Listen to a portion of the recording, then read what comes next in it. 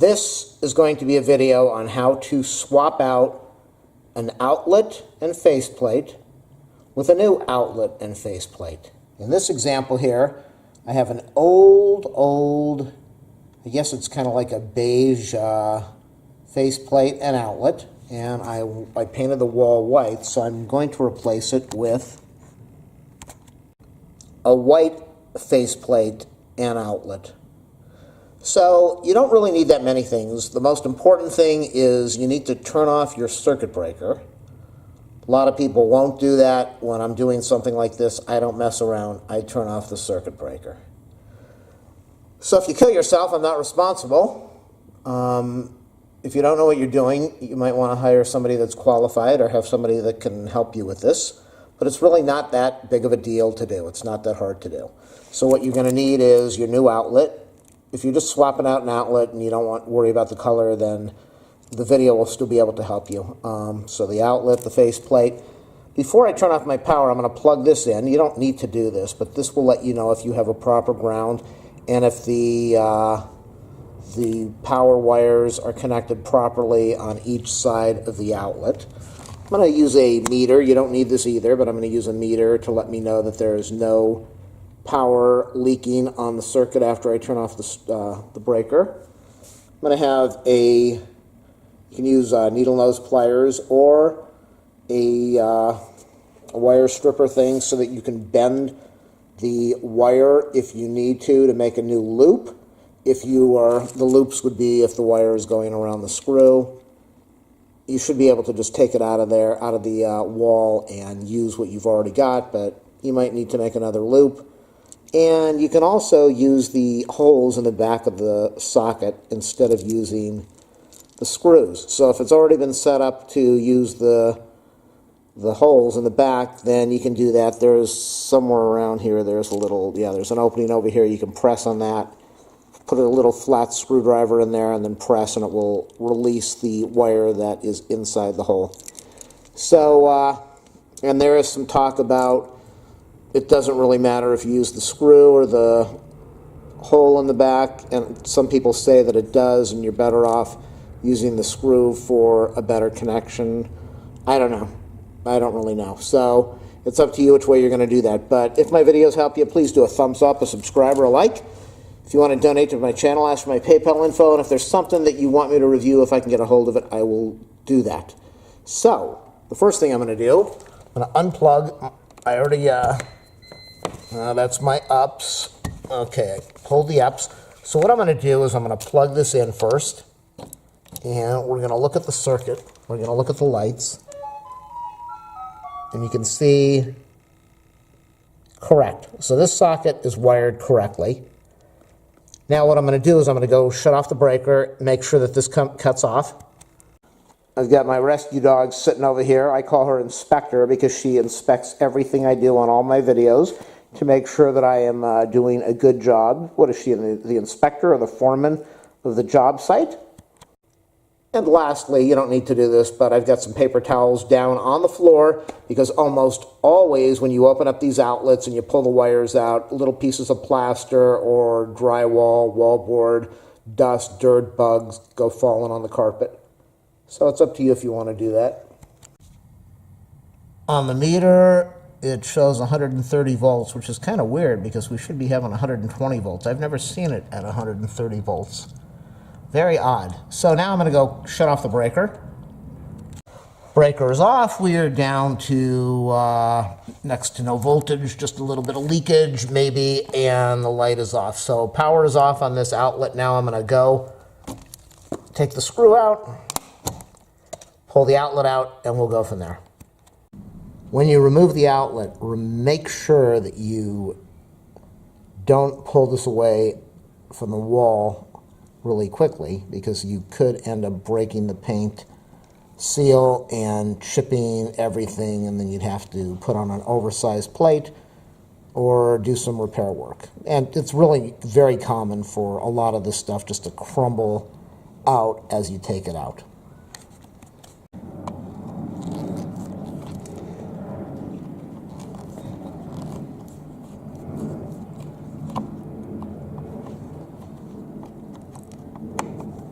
there are sometimes little hooks behind these screws.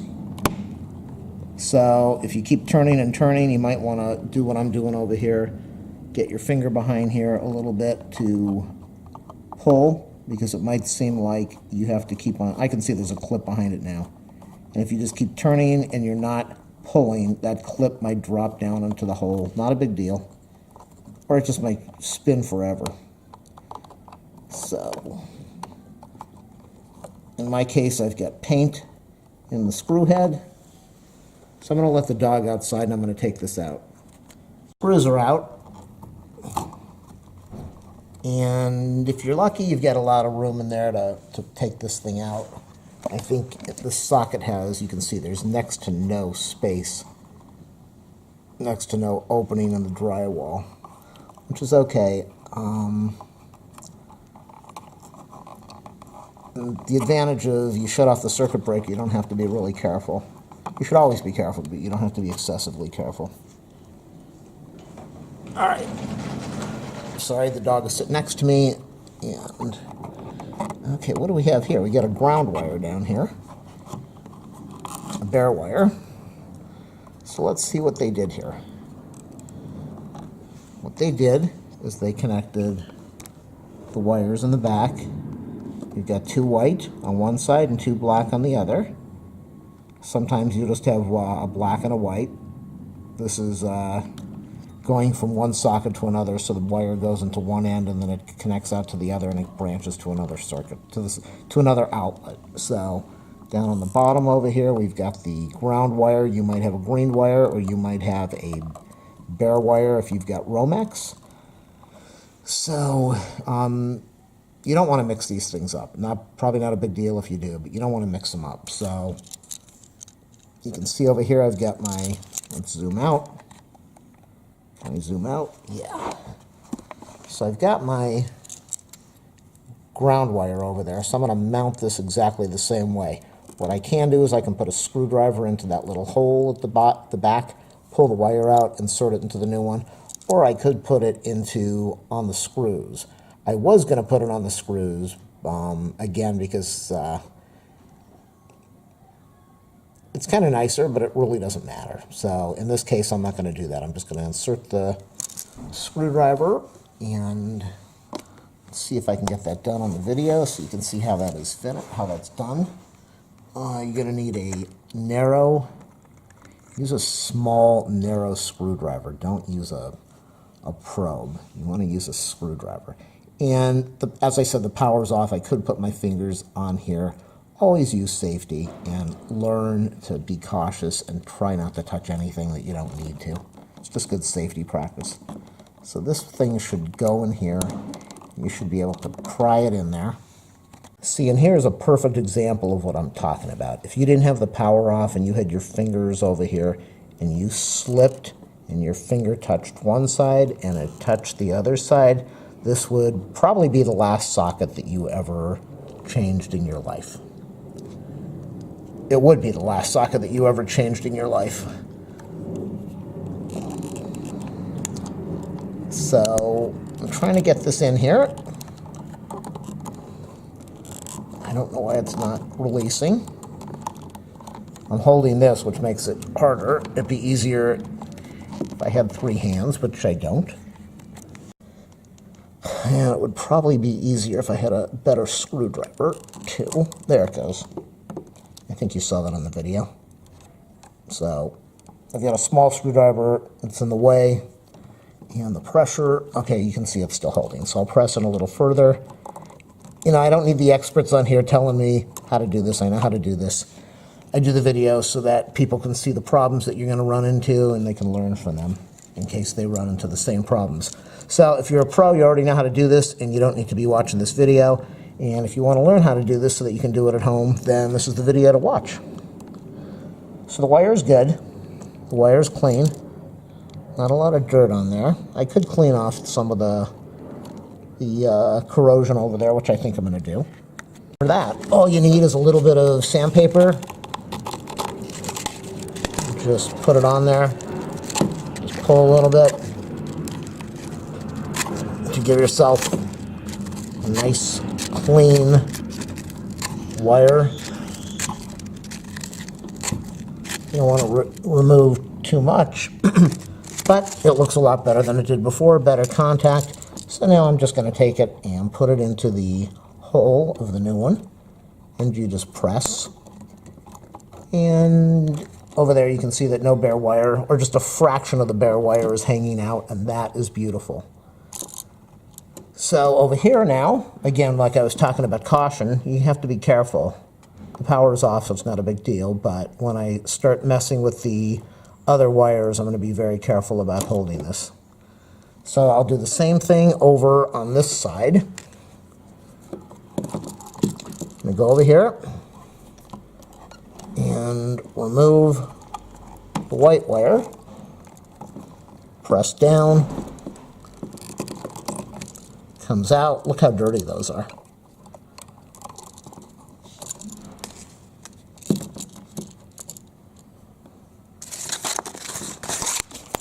Yeah, I know. I hear it more than enough. Why is your video so long? Why didn't you shut it off? Again, if you don't want to watch it, don't watch it.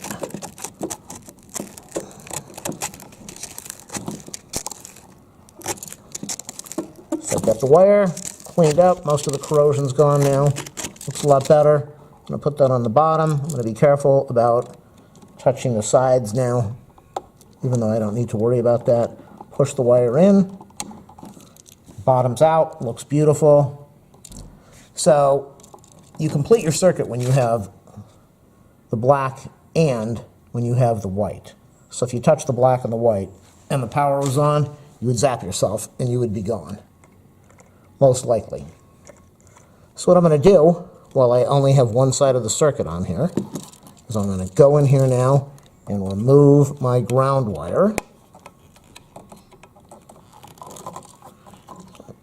Don't know if this is going to come off without another screwdriver. Sorry about the airplane noise. If you look at the screw with the ground wire, it's completely wrapped around. Also very corroded. So what you want is you can go in there with a screwdriver and try to pry it loose. You can try to get the screw out all the way on both of them, and then that way you don't have to mess with the loop. Or you can get some needle nose and take this thing apart and then put it back together and clamp it down. Your choice. I removed the bare wire from the screw. I had to use needle nose pliers. I'm going to get this out of the way. I was careful not to ruin the loop. I'm going to try to wiggle this back in place. Squeeze down with my fingers. See, the advantage now, I don't have the black wires on here, so if you did have power on, you would be in trouble. If you don't have power on, you don't have to worry, but it's just a safety thing. You only have one side of the circuit on there. So you can see that I just tightened down the ground wire. It's fairly tight.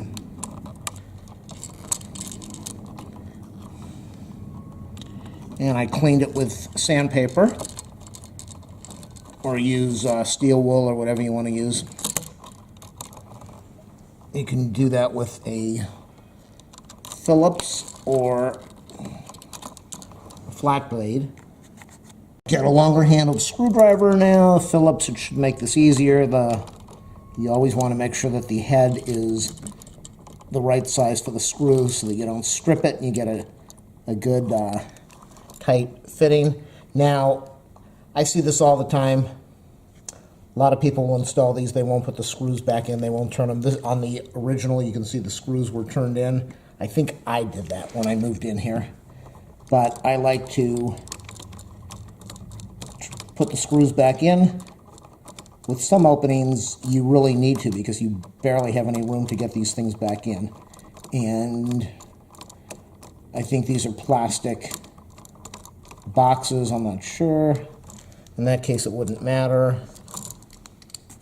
Some people like to put tape around there, electrical tape around the screws. You don't really need to in a case like this. You probably don't need to at all, but what I'm going to do now is I'm going to remove the last two wires. Press in while you're putting pressure on the wire. And again, let's see, what am I showing here? if you had power on and you had your fingers over there, you'd be in trouble. These are, sometimes they come out really easily, other times they don't.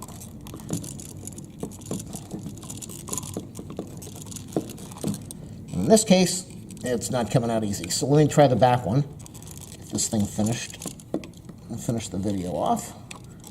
It's not coming out. There it is. I just felt it go. I just felt it. Sorry if my arm's in the way. I don't know. Okay, that went out.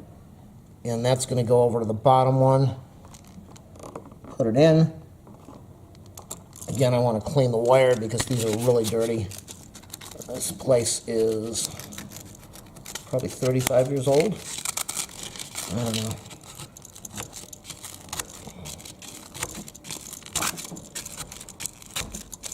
Okay, so that's nice.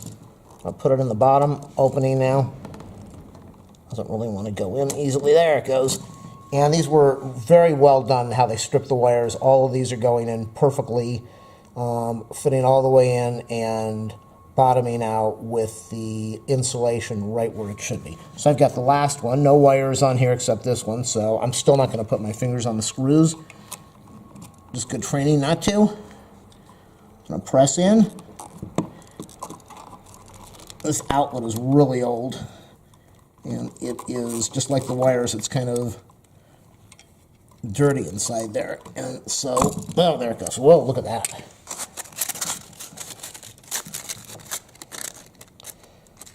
Yeah, so most of my videos go forever.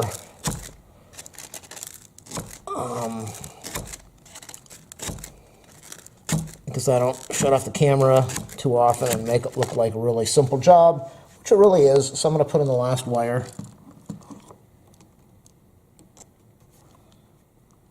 It still looks a little dirty, but man, that looks dirty. I don't like that. Let me clean that up just a little bit.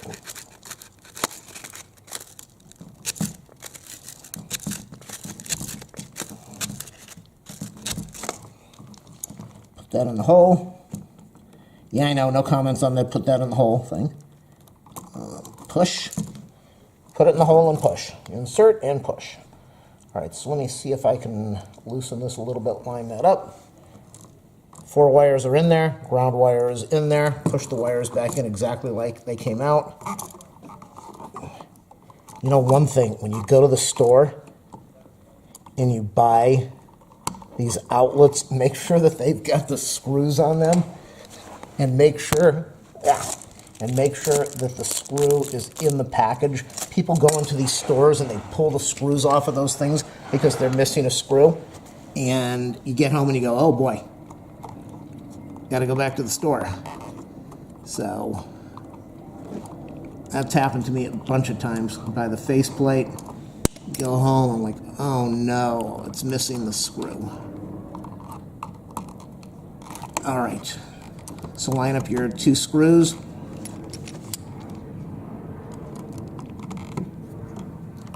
Let's try to line it up, get one of them to feed in. I think it's feeding. Line up the other one, get it to screw in.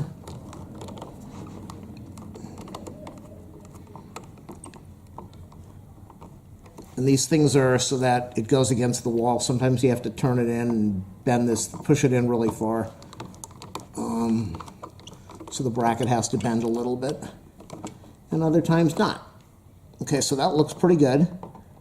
I'm going to tighten it down so that it's not moving around, and then I'll get the faceplate and we'll see if the faceplate fits on.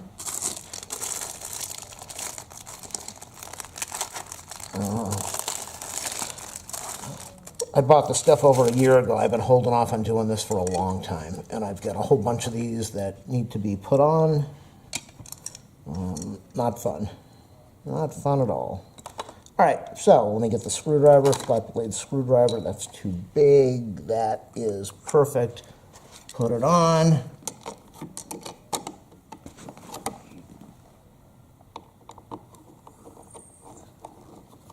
Tighten the screw down.